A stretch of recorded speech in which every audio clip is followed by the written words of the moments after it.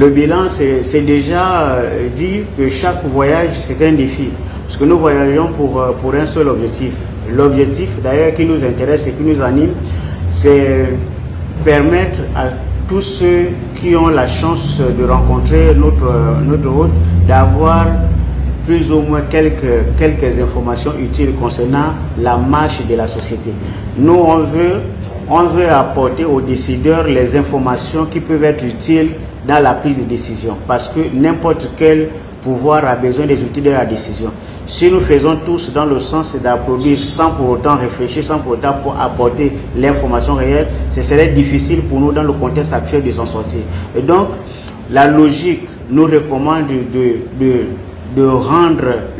faire un rendu avec beaucoup plus de lucidité. C'est ce que nous faisons. Donc, quand il y a des problèmes, nous constatons les problèmes, nous transférons les problèmes et nous passons l'information concernant les problèmes de telle manière que ceux qui ont la capacité nécessaire à résoudre ces problèmes puissent apporter des solutions. Ce n'est que comme ça qu'on peut avancer. Mais si on ne pose pas de problèmes, ce serait difficile d'avancer. Vous allez constater que, entre autres, parmi les problèmes que nous avons rencontrés ici, puisque nous avons déjà passé la partie où les problèmes rencontrés, mais puisque nous sommes dans le bilan, donc on peut y revenir. Mais Lambaréné, c'est une ville qui est au centre. Je n'ai pas besoin de rappeler le caractère stratégique de la ville de Lambaréné. Mais on vous dit, la ville est constituée de 24 quartiers où plus de 22 quartiers sont à chaque saison de pluie presque inondés.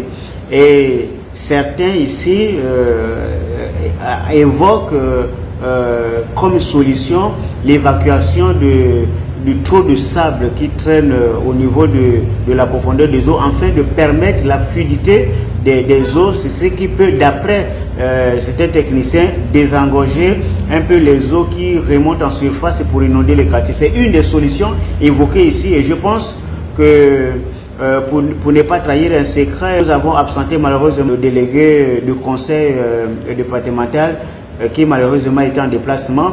Nous pensons qu'un projet comme ça existe déjà ici dans le Moyen-Ogooué, qui consiste à essayer d'évacuer le sable tout le long de l'Ogooué, afin de permettre d'avoir une profondeur suffisante pour que l'Ogooué, les eaux ne puissent plus remonter en surface pour gêner les habitants. Voilà, c'est une des solutions évoquées ici, et je pense que ce genre de solution doit remonter en surface pour permettre aux décideurs d'avoir une idée qu'il y a des problèmes. Il y a également des gens qui ont trouvé quelques pistes de solutions. Peut-être que par là, les autorités vont certainement saisir l'opportunité pour essayer d'examiner la situation plus à profondeur, pour voir les tenants et aboutissants d'un tel projet. Et donc, voilà, globalement, c'est ce genre de problème que nous, on se donne la mission d'aller détecter sur le terrain, ensuite remonter cette information pour permettre aux décideurs d'avoir les outils de la décision nécessaires pour décider. Parce que c'est notre pays, nous sommes tous concernés, et comme je n'ai cessé de le rappeler, la transition, ce n'est pas une question de débat, c'est un état d'esprit. Nous sommes en période de transition, il faut déterminer ce que nous voulons.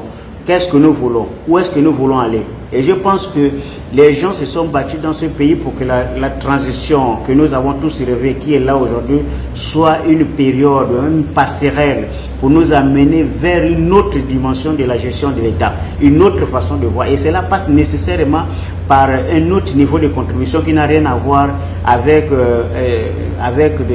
les habitudes du passé qui nous amenaient à faire du surplace. Donc il faut avoir une certaine évaluation pour être sûr que nous sommes en train d'avancer mentalement, financièrement, psychologiquement, culturellement. Il faut que nous soyons convaincus que nous sommes en train d'avancer. Ce n'est que comme ça que nous pouvons, 2 ans, 3 ans après, faire un bilan et se rendre compte que la société, depuis telle date, est en train d'évoluer positivement, dans tous les sens.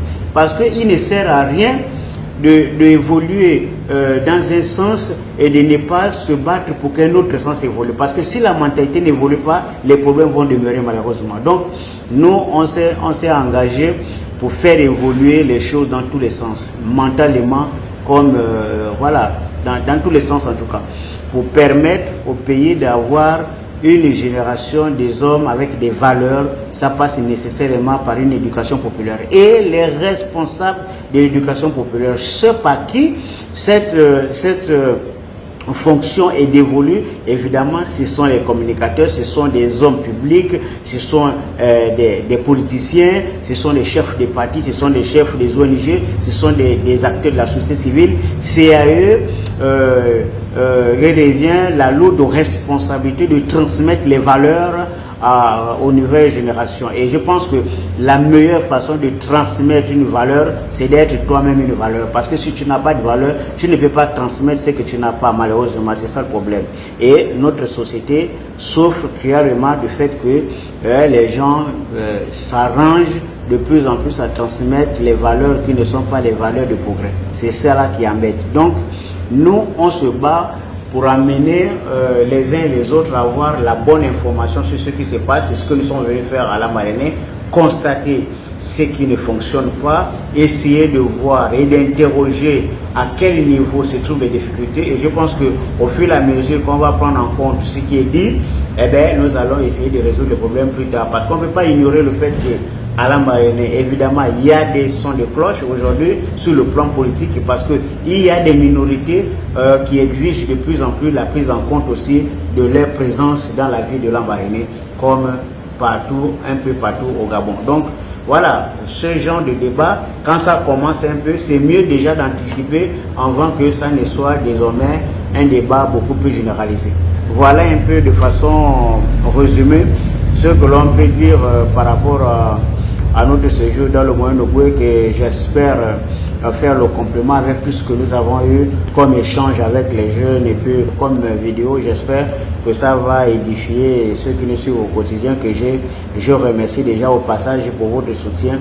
Le soutien, c'est important ce que vous faites parce qu'il faut soutenir les acteurs qui facilitent l'éducation populaire pour permettre au plus grand nombre d'être intéressés par ce qui est véhiculé comme message.